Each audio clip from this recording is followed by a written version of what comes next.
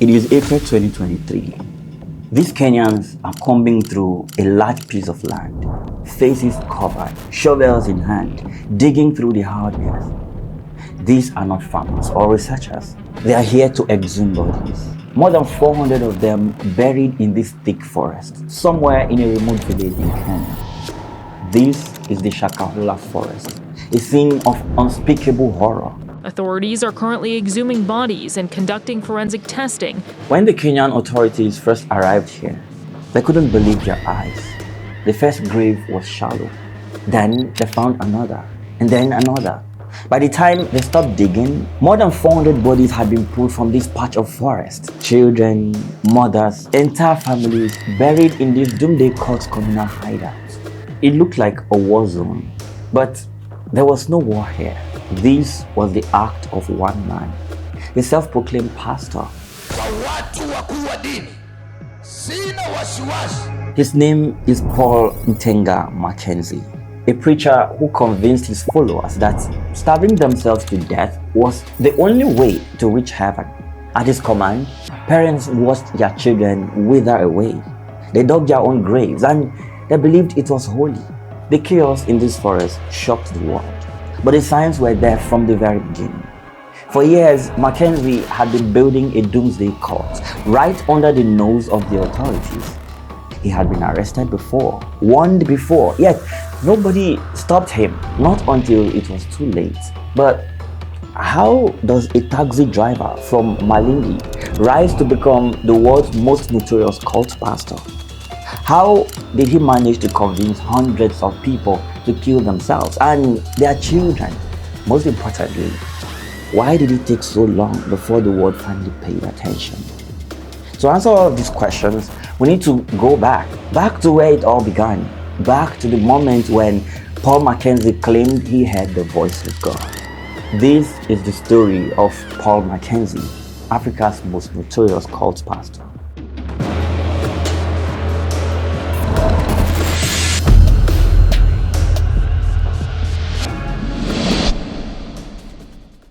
Paul Mackenzie was born in 1973 in Kwale County, along Kenya's coast.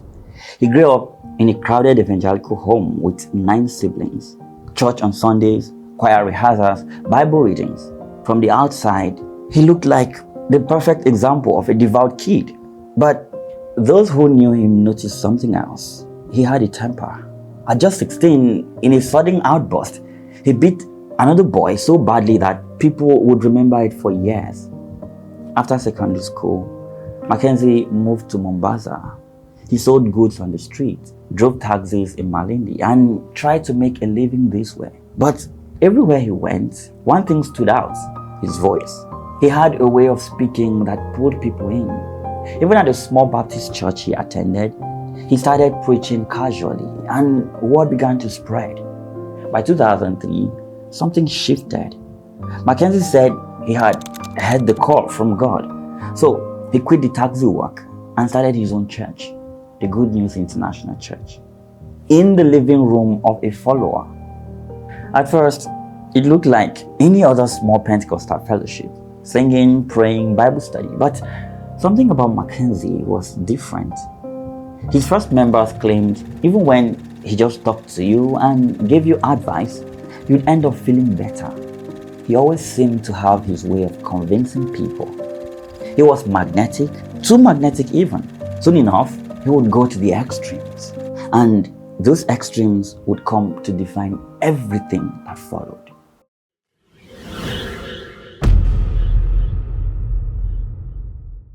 Mackenzie's Good News International Church didn't stay small for long. Through the 2000s, it grew steadily, pulling in more and more people across Malindi. By the mid-2010s, it wasn't just a church anymore. This was a movement. Hundreds of worshippers packed into his services every single day. And the reason for this was quite profound. You see, Mackenzie claimed he had something nobody else had: spiritual power. He said he could heal the sick. He said he spoke directly with God. And at his gospel crusades in Malindi, these claims came alive in front of people's eyes. Witnesses say they saw him praying over a young girl convulsing on the ground, and then suddenly she went still. They talk about a man with an infected wound, and after Mackenzie's prayer, the wound just seemed to close. Stories like this spread fast, and in a place where many people were desperate for hope, they swelled his ranks.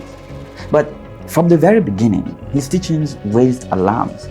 Today, I remind all people in the world that education is evil. Mackenzie went after everything he called worldly. Modern life itself.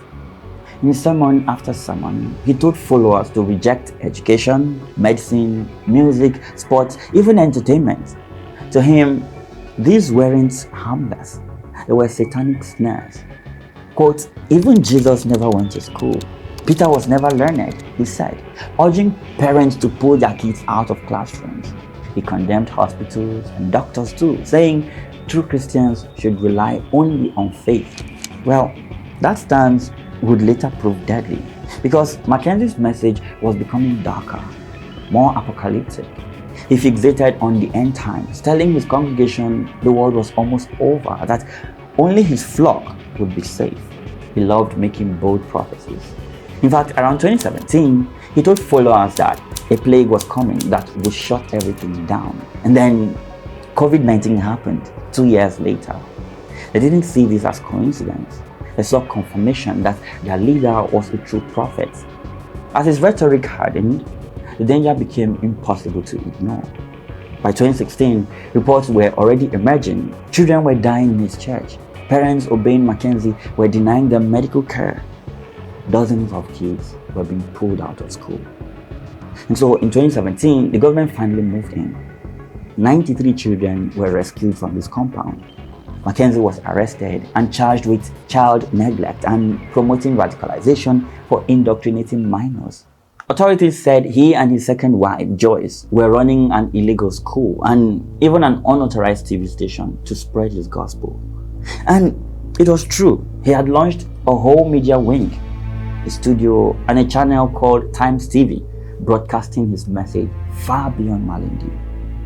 The backlash was swift. Local politicians denounced him publicly. Mackenzie's answer was defiance. Arrested in late 2017, charged in court, but then acquitted on a technicality. Another case simply dropped. In 2019, he was arrested yet again, this time for railing against Kenya's new biometric ID program, which he declared was, quote, the mark of the beast. This was straight out of the book of Revelation, according to him. Fresh allegations came too that he was abducting and brainwashing children. The pressure was now mounting. And then Mackenzie made a move nobody expected. In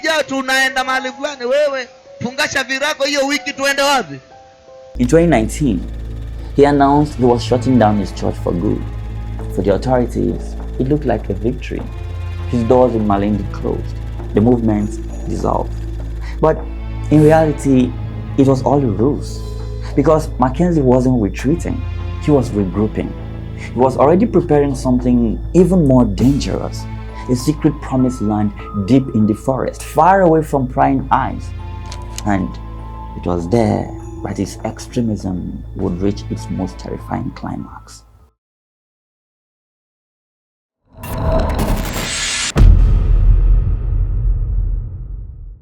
As Mackenzie's church swelled, his theology drifted further and further off the rails. What began as ordinary Pentecostal fire soon morphed into something darker, an unforgiving apocalyptic brand of Christianity. But he wasn't making this up from scratch. Investigations would later discover booklets of sermons by William Branham in Mackenzie's community. Branham was a mid-20th century American preacher who had been notorious for his doomsday prophecies, his hostility to education, and his distrust of medicine. Mackenzie mirrored him almost word for word, and that's not the only troubling connection. Branham had once mentored another radical preacher, Jim Jones, the man behind the Jonestown massacre. That's the lineage Mackenzie was borrowing from. A Kenyan parliamentary inquiry would later uncover even more influences. Mackenzie, they found, may also have drawn inspiration from a fringe Australian sect called A Voice in the Desert. Its leaders urged believers to abandon possessions, live communally, and wait for the end of the world. Well, in 2019, One associate of that group even visited Mackenzie's church in Malindi, telling congregants directly to follow him to a promised land. Mackenzie took that advice literally. Inside his sermons, the doctrine was becoming a dangerous cocktail. He announced that the world would end on April 15, 2023. With that kind of deadline, ordinary life, work, school, even survival became meaningless. His sermons emphasized total obedience and isolation. Mackenzie's followers were told they were God's chosen remnants, a small pure flock that had to cut itself from a corrupt world. Well, to be a part of this group, you were required to destroy your government IDs, burn your documents, cut ties with unbelieving relatives, then gather in isolation to await Jesus. Inside this community, Mackenzie alone spoke for God. Disagreeing with him wasn't just disobedience, it was damnation. To cap it all, there was salvation through sacrifice. This was his most chilling twist. Mackenzie redefined salvation as death itself. Quote, "Getting to heaven is not as easy as bread and margarine," he preached. You have to deny yourself. You have to be ending your life for the sake of Jesus. He told followers that starvation, literally refusing to eat, could hasten their journey to heaven. By 2022, he was openly commanding that starving to death was the only guaranteed path to salvation. Even children were not spared. "Let them die," he proclaimed. "Is there any problem? It's Jesus who gave you those children," he said. These were no longer just sermons. They were instructions, and soon they would pave the way for the horrific fast unto death. But before that could happen, Mackenzie needed somewhere to enforce these rules without interruption, somewhere hidden, somewhere remote. Well, he found it in this Shakahola forest.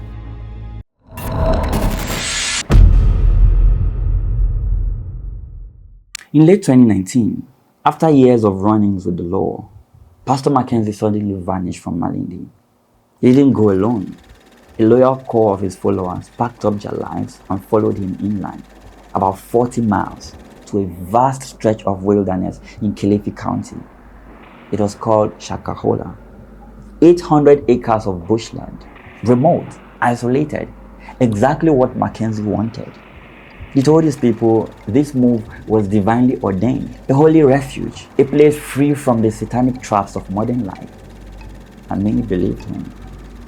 Once there, the group carved out a new life in the forest. They built mud-thatched huts and arranged themselves into clusters named after biblical towns. They had Bethlehem, Nazareth, even Jericho. Mackenzie lived among them, moving between villages to lead prayer sessions that could last for hours. Life in Shakahola was stripped bare. No electricity, no schools, no clinics. Everyone was in their village praying. No other activities. They grew just enough food to survive. Everything else was renounced. But Mackenzie demanded more than devotion.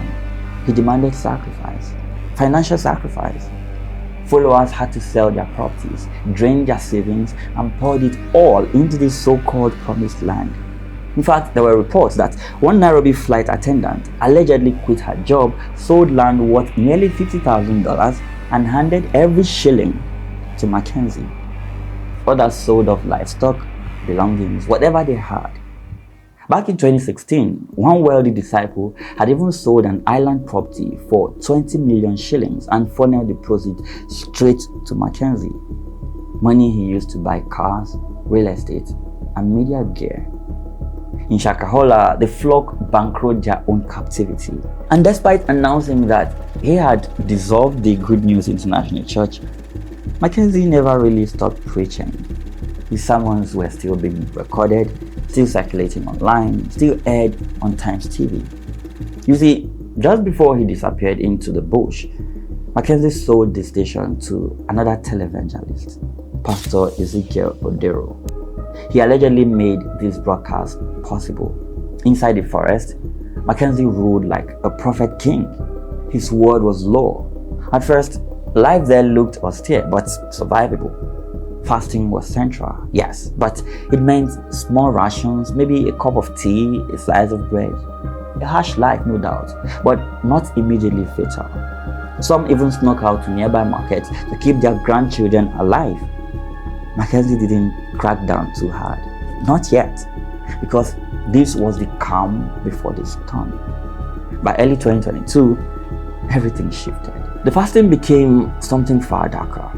Mackenzie began preparing his followers for what he called their final journey.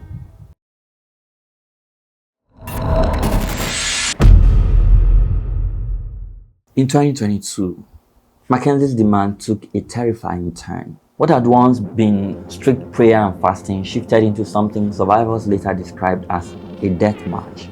You see, Mackenzie told his people that the world was ending now and there was only one way to be saved. They had to fast until death. This was no longer symbolic.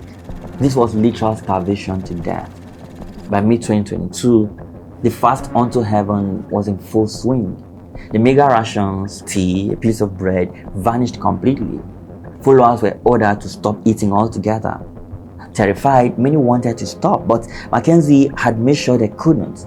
He had built a private security force, a squad of loyal enforcers armed with machetes, clubs, and knives. Their job was simple: keep the flock in line. It was crazy. These people were being locked up. Mackenzie told them no one was going home. He told them they would be buried right there in the forest. Shakahola was not a refuge anymore. It was a graveyard in waiting. Anyone who tried to resist paid the price. Followers who protested or attempted escape were tied to trees, beaten, hacked with machetes, some even strangled. Mackenzie rebranded these killings as weddings. Ceremonies where a believer became the bride of Christ by dying. When members weakened from hunger, Mackenzie or his guards often helped them along. Survivors described enforcers showing up on a person's wedding day to suffocate them or strangle them. Mothers were coerced into killing their own children, told it was an offering to Jesus. Mackenzie ordered it in a chilling sequence. First the children, then the women, and then the men. The pastor who once prayed gently over the sick had transformed into a megalomaniac presiding over mass death. Survivors said he was like a king as killings unfolded before crowds. There was one particular story that captured the horror. A woman went into labor inside the community. When she tried to reach medical help outside, carrying her newborn, guards allegedly intercepted her. They smashed the infant's head with a hammer, then killed the mother for breaking the no exit rule. But while his followers starved, Mackenzie himself was secretly eating. Police would later find a dietary menu pinned to the wall of his private quarters, proof that he kept food for himself while demanding starvation from everyone else. His inner circle lived well too. Members of the security squad admitted they were paid stipends and exempted from fasting. One lucky Chanzera said he received sacks of maize and about $17 every few months. This was enough to keep his family comfortable, while others wasted away. Another ex-guard, Unity Charo, confessed they were rewarded with meat, rice, ugali, and even cash bonuses for each person they killed. Murder became sacrificial offering. The cult had morphed into a racket, a murder for hire scheme wrapped in religion. And it didn't stop there. The autopsies proved it. Malnutrition was not the only cause of death. Mackenzie told his enforcers they were entitled to rape female followers. Postmortems later confirmed it. Many women had been sexually assaulted before they died. Some survivors say the guards raped them routinely, crushing whatever was left of their dignity. But amid this nightmare, a few dared to resist. One was Pastor Titus Katana. Once Mackenzie's deputy, he had led prayers in Shakahola himself. By late 2022, he was horrified by what he was seeing. Starvation, beatings, public killings. He tried to confront Mackenzie with scripture, but the leader brushed him off.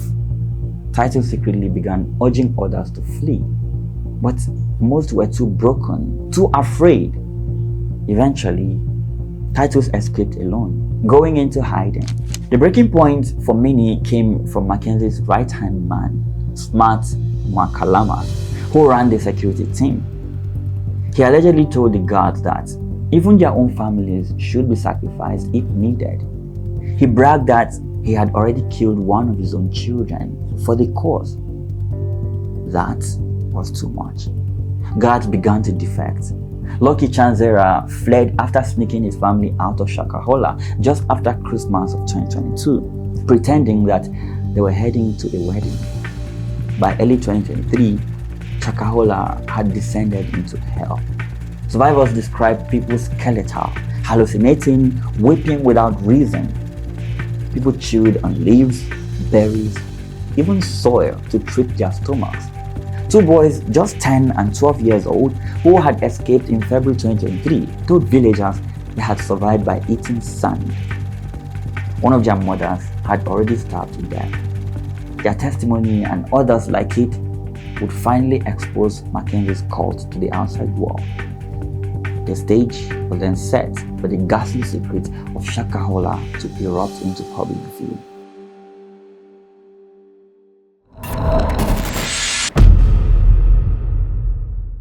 By late 2022, warning signs began leaking out of Shakahola.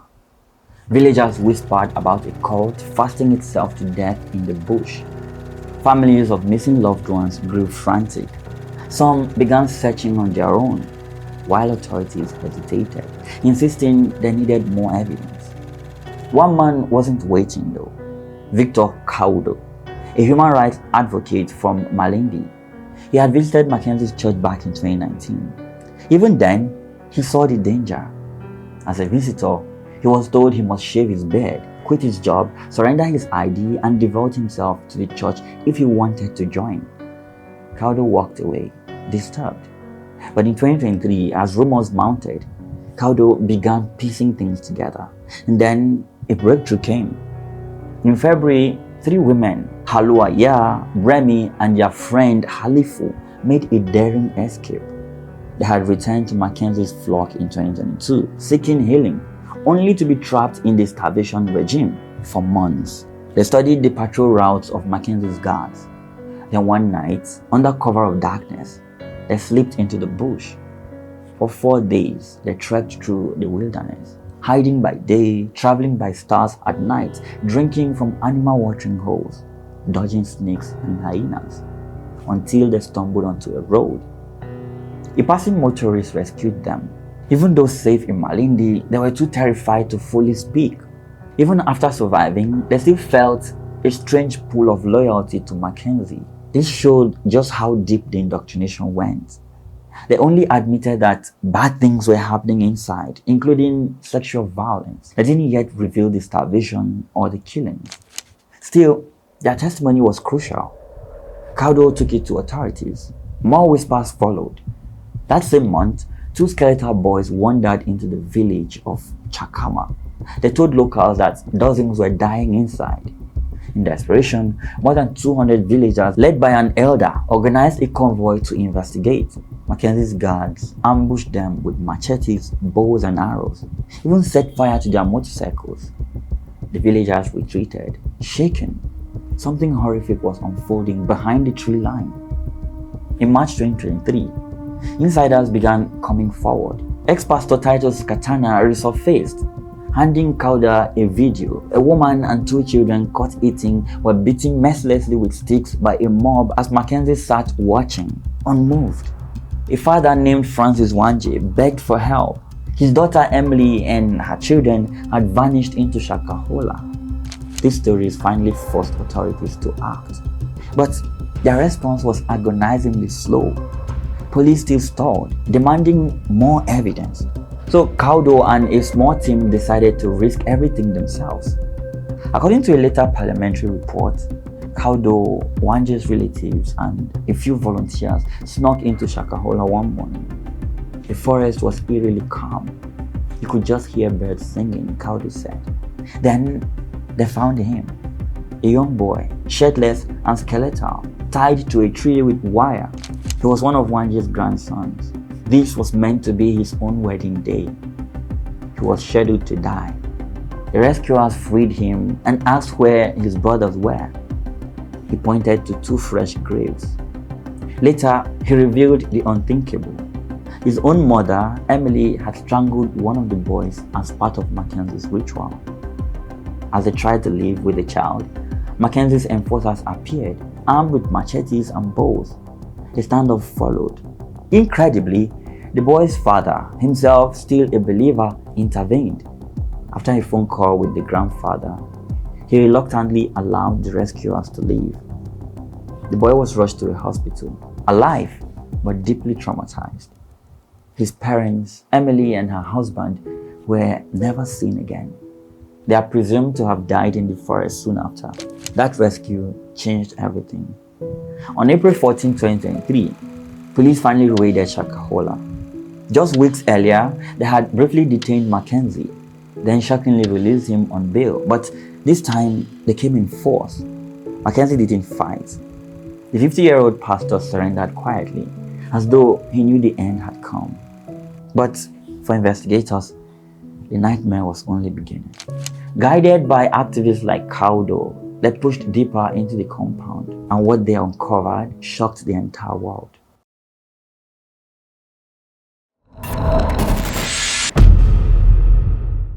The feeling was so eerie. People were afraid, and the first thing I saw was this shallow graves. When police pushed into Shakahola Forest in April 2023, they stepped into a landscape of death.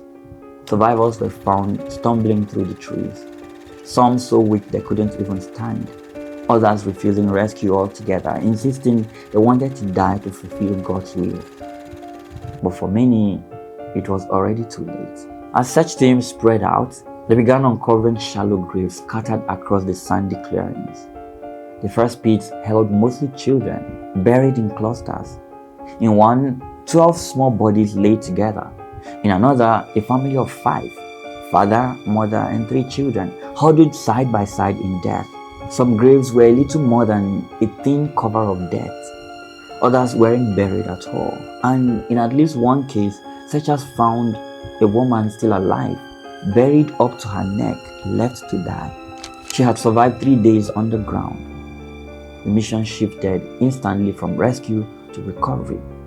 Authorities sealed off the forest, declared it an active crime scene, and imposed a curfew to keep both cult members and outsiders away. Forensic teams dug day after day, but the bodies kept coming so fast that the local mortuary overflowed, forcing exhumations to pause. Heavy rains turned the sandy soil to mud, slowing the grim work even further. By the end of April, more than 100 corpses had been pulled from the earth, and the numbers weren't slowing down. The Kenyan Red Cross reported over 400 people missing, including 227 children, all believed to be connected to Mackenzie's flock. Families poured into Malindi from across the country, desperate for answers. Morgues and hospitals were swamped by people scanning lists of the dead or hoping to spot the rare survivor. Fear soon gripped the entire community as the scale of the tragedy began to sink in. Then came the autopsies.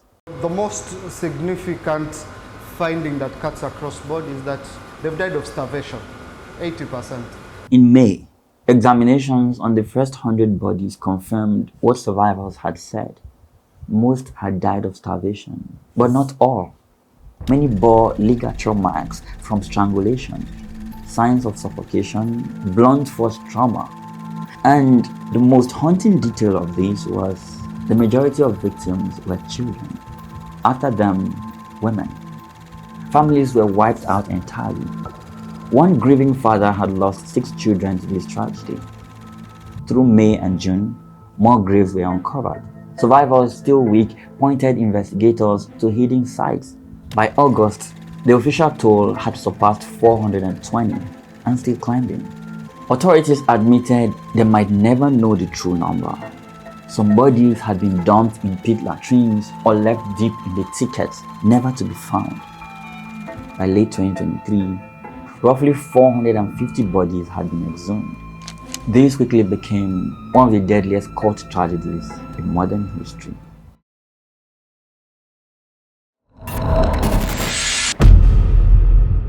Amid the shock of Shakahola, another rumor began spreading: organ trafficking. As bodies were exhumed, some were found missing internal organs like kidneys, eyes. The discovery sparked immediate speculation. Is Mackenzie's cult just about starvation, or was something far darker at play here? In a sworn affidavit, one police inspector went so far as to suggest there might be a well-coordinated trade in human organs. But top officials pushed back hard, claiming preliminary autopsies showed no systematic organ harvesting. The police officer who spoke to the New Yorker insisted that nearly half the bodies he saw were missing organs. Volunteers who handled remains also noticed cadavers without eyes or kidneys. One exhumation worker even made a horrifying personal discovery: his own girlfriend's corpse missing several organs and genitalia. The government denies it. Officials say there's no proof, but on the ground, the accounts don't all line up.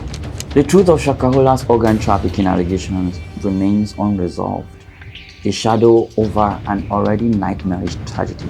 The government of Kenya will do whatever it takes to make sure that we convict Mr. Mackenzie. As the graves of Shakahola were still being uncovered, the Kenyan state turned its eyes on the man at the center of it all. On April 14, 2023, Pastor Paul Mackenzie was arrested. Within hours, he was branded the prime suspect in what Kenyan media began calling the Starvation Cult Massacre. He wasn't alone though. Over the following weeks, dozens of his inner circle were rounded up. By June, at least 36 suspects sat in custody: lieutenants, enforcers, mid-level members who had helped enforce the fasts. Among them was Mackenzie's third wife, Rhoda Maweo, who had lived with him in Shakahola. She was jailed for months but eventually released on bail after prosecutors couldn't directly tie her to the killings. His deputy, Smart Mwakalama, was also arrested. On May 2, 2023, Mackenzie and several associates were charged under Kenya's terrorism laws. Prosecutors argued that using religion to incite mass suicide was terrorism by definition. Alongside that, they stacked on charges of murder, manslaughter, kidnapping, cruelty to children, and assault. The indictment was unprecedented. But then came a shocking twist. 65 rescued survivors were also charged with attempted suicide. You see, under Kenyan law, suicide is still a crime. The move sparked outrage. Human rights groups condemned it as victim blaming, pointing out these people had barely survived unimaginable trauma. Within weeks, officials dropped the charges and moved survivors into rehabilitation centers. Mackenzie, meanwhile, stayed defiant. In July 2023, he appeared in a Mombasa courtroom after 2 months behind bars. Calm, unshaken, he was denied bail. Prosecutors kept building the case brick by brick. Then in January 2024, the first major indictment landed. Mackenzie and 30 co-accused were charged with the murder of 191 children identified among the dead. Each child, each name, each count. In court, Mackenzie underwent psychiatric evaluation as required in such cases. He was deemed fit to stand trial. Well, he pleaded not guilty to everything. His defense arguing he had never forced anyone, that he was being framed. But the mounting of testimony and forensic evidence told a different story. The legal battle grew complicated. Early in 2024, a High Court judge ordered the prosecution to reduce the charges to 12 sample cases, worried about managing hundreds of counts. Well, families of victims erupted in anger. They demanded every child be counted. In April 2025, Kenya's Court of Appeal agreed with them, reinstating all 191 murder charges.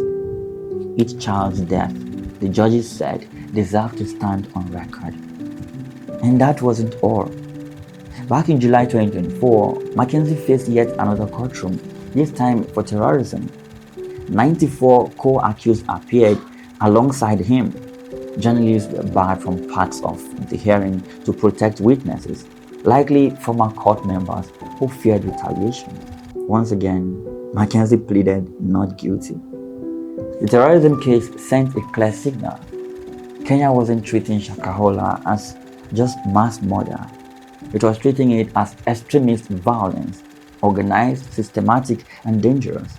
A crime not just against individuals, but against the state itself. If convicted, Mackenzie faces life in prison, even before the murder counts are tallied. As of mid-2025, he remains behind bars. His trials are ongoing. At one point, his detention became one of the longest in Kenyan history without formal charges, more than 100 days. But judges have refused bail, calling him too dangerous to release. For now, Africa's most wanted pastor sits in custody, facing charges of terrorism, murder, manslaughter, child cruelty, and kidnapping. And if the courts find him guilty, he will never be a free man again. But the Shakahola massacre didn't just leave behind bodies. It left behind questions. In Kenya, public fury wasn't aimed only at Mackenzie. It was also directed at the state that failed to stop him. The National Commission on Human Rights issued a blistering report accusing local officials of gross abdication of duty. The signs had been there for years. Children pulled out of school, families disappearing into the forest, yet law enforcement mostly looked away. This tragedy shined a spotlight on Africa's culture of exploitative preachers, a culture we have come to adopt from America's prosperity gospel industry.